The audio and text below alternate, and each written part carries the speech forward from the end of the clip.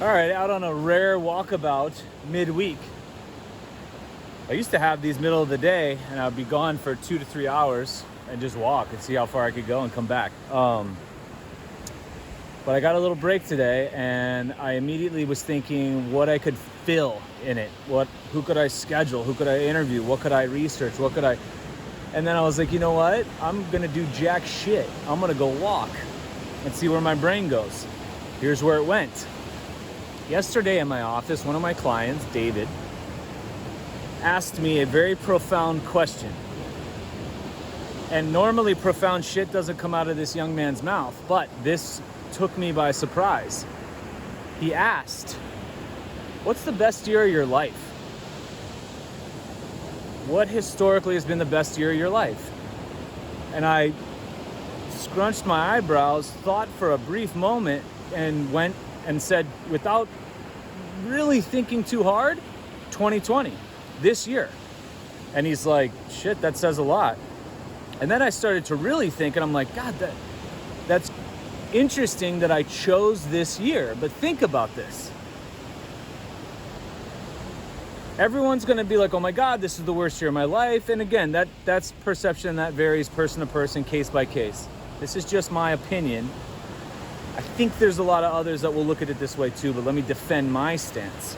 And then maybe you find some truth or some connection with my story. But what's happened this year? A charade of a pandemic, which we don't even need to talk about. It was just an event that we experienced, like a fall, a breakup. With those events and traumas come awakenings, come healing, come awareness, feelings. If we do it right, we should be better after the trauma. We should level up and adapt to a higher state of being. That's how the body's designed.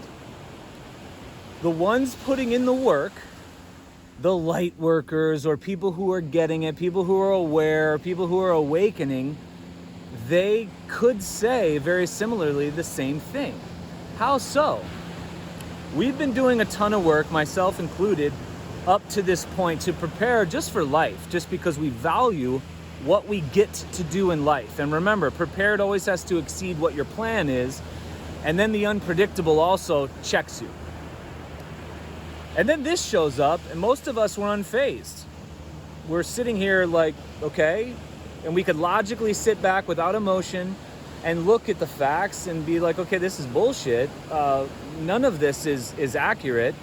And the other things going on, we could see as what's going on a bigger level. What's trying to be robbed from us at a bigger level. The censorship, the fake news, the mainstream media, the wiping of accounts, just the bought and purchased science, the V industry and its exposure, and now the millions being exposed to the flaws in it. So we go down, personally, I improved because of my ability to gather information has been hyper accelerated this year. I've been doing it, but this year I've become so aware and awake to certain agendas that I wasn't before. That's one. Two, I think is a big one, our relationships have been cleaned up. We've purged our inbox. How many of you have lost friends and acquaintances? Oh, hell yeah. How many of you have lost business acquaintances? Fuck yeah. How many of you have had family relationships challenged? Absolutely. Do you know how great that is? Initially, it hurts because it just sucks. Having somebody that you once thought was a part of your situation, understood your beliefs and your purpose and got you, and then this little thing all of a sudden just made you look like a demon to them. Gone. They're out. Peace out. We'll welcome you back when you're ready to accept this higher level of awareness, this higher level of functioning and consciousness for sure. But we all purged our relationship inbox. Beautiful. And we've set a new level of standards for what we'll accept with who we hang around with, who we date, who we see as marriage material, or who we pull in as friends. We were just at Kelly and Sayers over the weekend at the Thank You Body Rally. And there was a post-event kind of a gathering. And I'm sitting in there with Dr. Joe Yee and Daniela Garcia and some others, and we're sitting there and I'm looking around, and there isn't a celebrity or movie star or athlete to be found. documentary movie stars. But I'm sitting in there and I'm just like in awe of who I'm connecting with and who I used to put up as value. Singers, entertainers, movie stars, actors, athletes. Where the hell are they? When the opportunity is given right now for them to step up and stand up and fight for humanity, not for a side in an election, but the absolute of humanity and what's being threatened right now. No one was there to be found. And it really got me and gave me goosebumps to who I was connecting with. Personally, I've connected with people that will be long-term relationships depending on how long we're gifted in this dance called life. So that's another one. I've leveled up, and I'm one that is very selectively social. I don't have a lot of friends by design. That's by choice. I don't get along with a lot of other people because they just don't understand how I'm living, my points of view. Not that it has to be an echo chamber and everybody fluffing each other else and stroking everybody, but the challenging aspects too. So in that case, I'm looking around, I'm like, I got a new crew of friends. This is amazing for me. And I know some of you have done this as well. We've also become very clear on what our purpose is, I think. Before it might have been make money, pay bills, get that degree, make the team, sign another contract, buy the next electric whatever. And now it's like, God, how important is that shit? Not at all, really, when it's being threatened. Like, what is important? What do we value? What do we believe in? So we've sharpened up and had clarity with what our reason is. Do you know how important that is? Me personally, pretty damn clear before what I would fight for. Now, oh my God, this is a hill I'll die on. And I have other comrades in arms who will do the same thing, who have found the same thing. And not everyone's a doctor or a scientist or a virologist. They're people. They're mothers, fathers, construction workers, librarians, people living in lofts, living in high rises, living in fields, living in yurts. It doesn't matter. With one thing in common: belly buttons and nipples. Humans, spirits, life, electricity flowing, energy emitting and connecting us up in the grid. That's another way we've leveled up.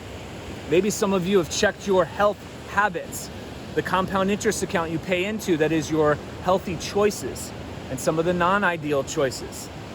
You've cleaned that up a little bit. I know I have. Leveled up, got better. The biggest thing, I think, is really realizing we're not alone. 2, my purpose. 3, what I'm willing to fight for, bigger than me. It's not about a salary, benefits, the next latest thing to buy. It literally is just, oh my God, this is the biggest thing the earth has ever seen happen. There is an awakening. There is an awareness going on. There is a leveling up. And everybody who's like, God, I'd give anything to improve myself without the trauma. What?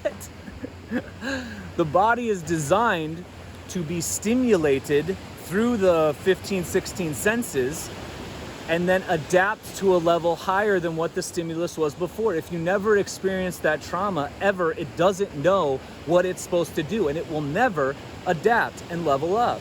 It won't imaginarily, unless you can